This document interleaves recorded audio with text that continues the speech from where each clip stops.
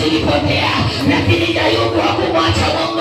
Basi ninatabiri ndoa zao zisivunjike, ndoa zao zipate amani, ndoa zao zipate utulivu, heshima yako ishuke, waheshimike watakapoingia kile wakifanacho kifaona, wabarikiwe watokapo na wengi yako.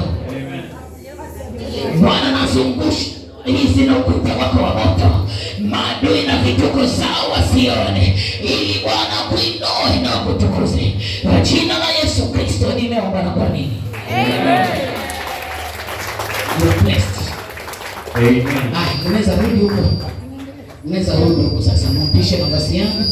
Endelea na kile ambacho nataka kukifanya sasa kwa jina la Yesu.